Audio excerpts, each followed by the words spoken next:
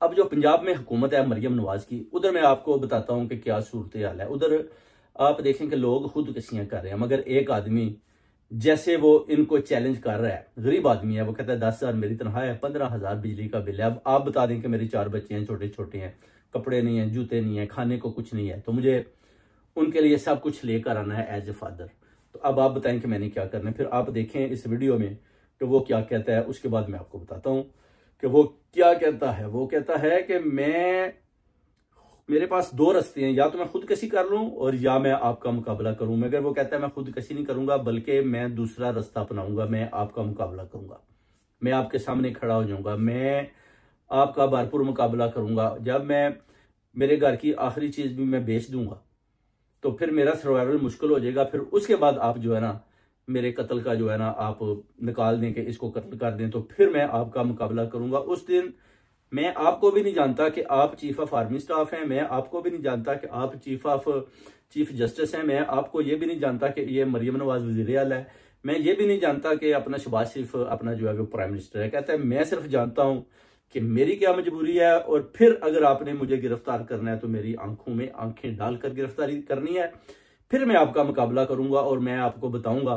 कि अवाम क्या होती है। जब उनके साथ इतना ज्यादा जुल्म किया जाए तो फिर अवाम आपका आगे से कैसे मुकाबला करती है। वो कहता है फिर मैं आपका मुकाबला करके दिखाऊंगा, और आप अभी से जो है ना इस चीज को देख लें कि मैं घर की चीजें बेच कर खा रहा हूं।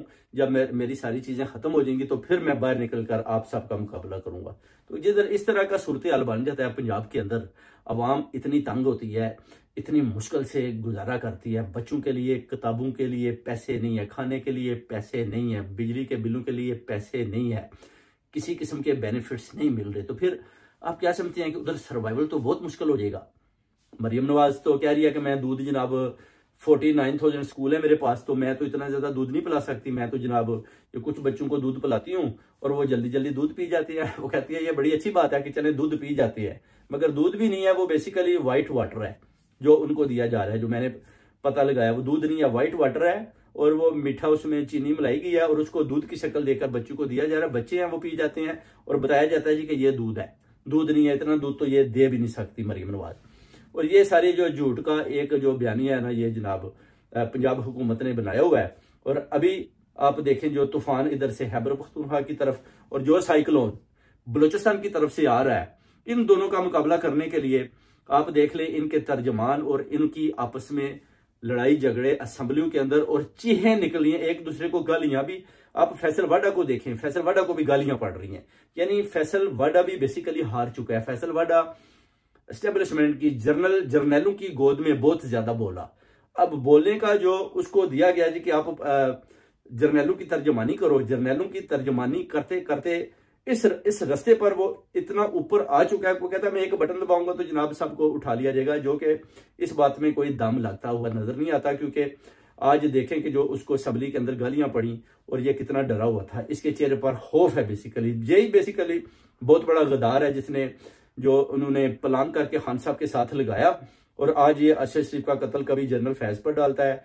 आदमी इससे पूछे कि आज तुम जनरल फैज पर डाल रहे हो, तो हम समझते हैं कि कल जनरल आसम मुनीर नहीं रहेगा तो आप उसके ऊपर भी ये कत्ल डालोगे कि ये जनाब इसमें ये जनरल आसम मुनीर ने चीफ ने कत्ल कराया था। अभी तो वो चीफ है ना, तो फैसल वाडा अब डर रहा है कि अभी नाम लूंगा तो मुझे अपना चीफ ऑफ आर्मी स्टाफ वो बोलेंगे हैं अरशद शरीफ का कत्ल मेरे ऊपर डाल दिया, फैसल नसीर के ऊपर डाल दिया है, नवाज शरीफ के ऊपर डाल दिया, मरीम नवाज के ऊपर डाल दिया है, अभी उसने डाला है जनरल फैज के ऊपर।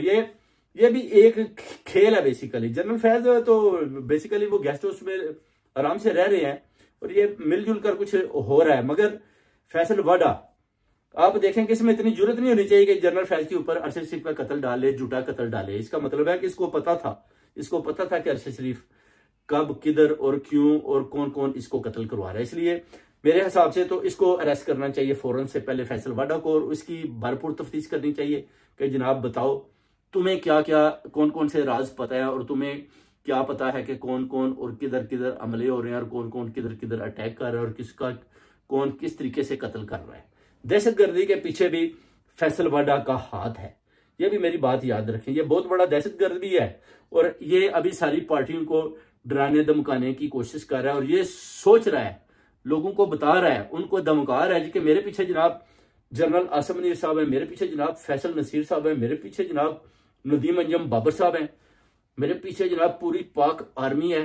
मैं तो आपको उड़ा के रख दूंगा जनाब, आप तो जो मेरी परवाज ही नहीं रोक पाए, आप समझ नहीं पाए मुझे। और आप देखें कि ऐसे ना इसने सबको ना डराने की कोशिश करता है, मगर ये खुद डरा हुआ है, झूठ पर झूठ ये बोलता जा रहा है। बहुत मकार आदमी है, मगर ये भी बहुत जल्द आप देखेंगे कि इन्हीं के हाथों से मारा जाएगा। जब ये इसका भरपूर तरीके के साथ इस्तेमाल हो जाएगा तो फिर ये भी निशानी इबरत बन जाएगा।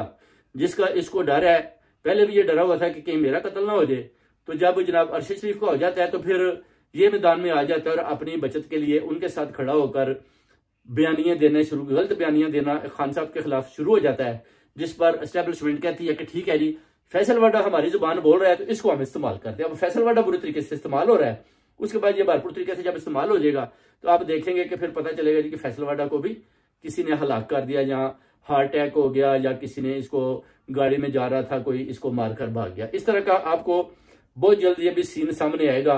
खान साहब के निकलने से पहले या खान साहब के निकलने के फौरन बाद इसका जो है ना बटन दबा दिया जाएगा, ताकि ये खामोश हो जाए हमेशा के लिए और शहर खामोशा में चला जाए। ये नौबाद में ये विटनेस बनकर दोबारा हमारे सामने आ जाए। ये सूरत हाल जारी